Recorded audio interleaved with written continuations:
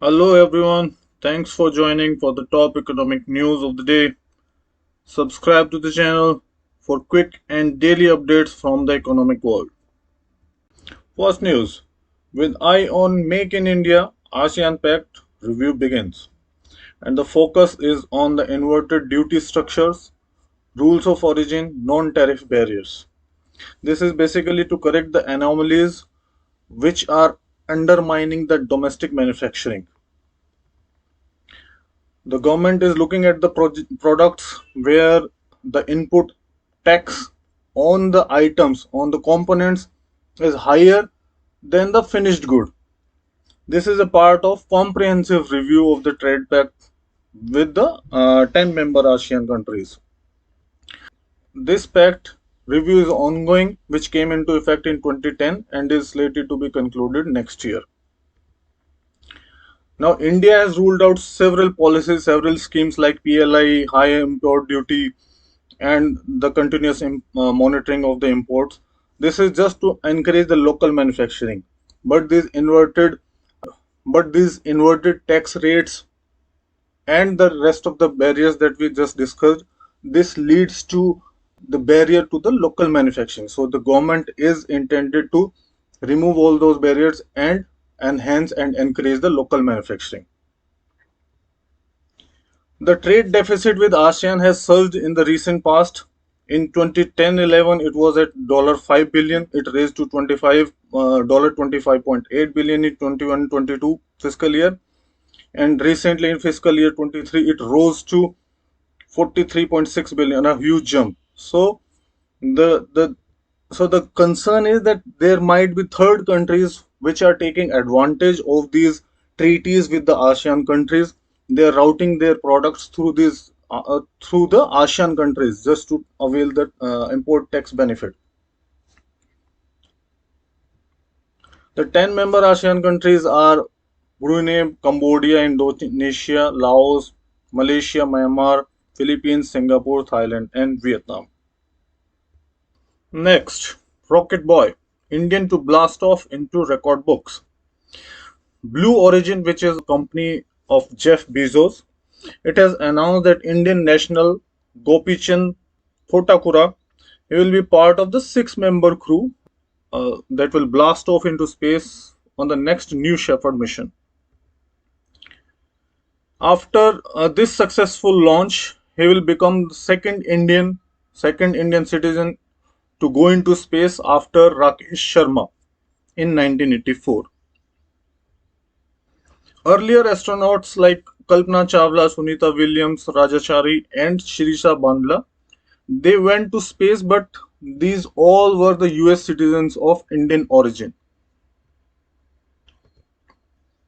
Thotakura is 30 years old, born in Vijayawada, and is the co-founder of Preserve Life. He has retained his Indian passport. He lives in US, but he has retained his Indian passport. NS-25 is the project, new project from Blue Origin. Earlier, NS-23 failed in its launch in September 2022. It was a uncrewed mission. Next, London calling. Not anymore.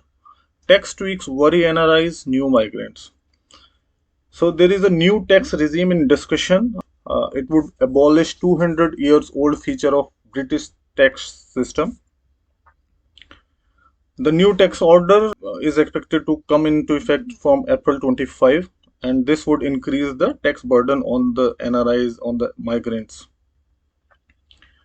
Recently, in the spring budget, this has been proposed, under which the current tax treatment for UK resident non-domiciled individuals would get impacted. Currently, as per the current tax system, the Indian income and the capital gains which the NRI earn in India, it is not taxed until and unless it is remitted in UK. And this current tax, it can be availed for the first 15 years, after which then individual would be deemed as a domiciled, and then entire global earning and global income would be taxed in UK.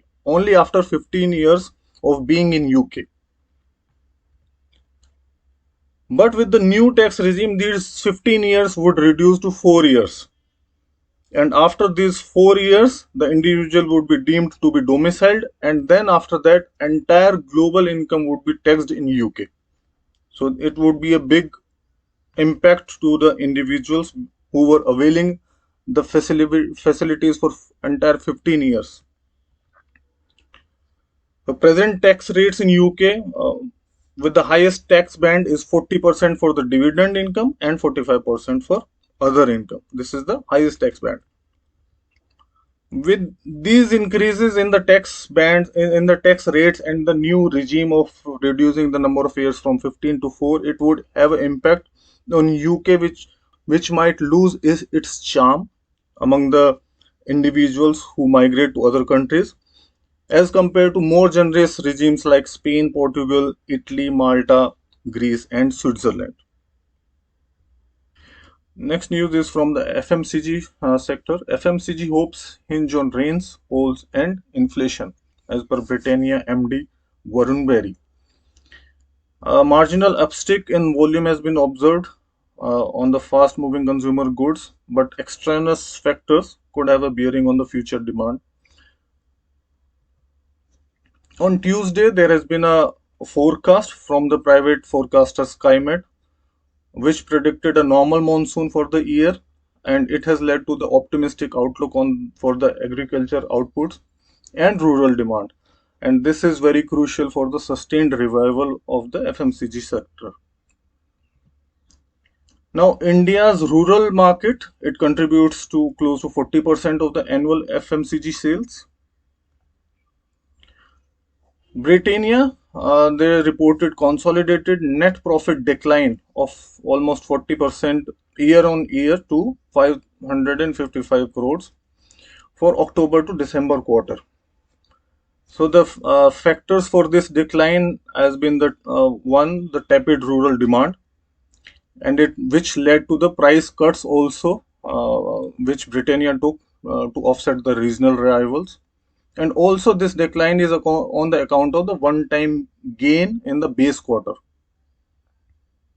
Next news is from the automobile sector, where the Mercedes-Benz, for the first time, they has raised ahead of rival BMW in the luxury EV segment. So Mercedes-Benz, they sold 350 EVs in 3 months, ended March 31st, as compared to 211 EVs by BMW India.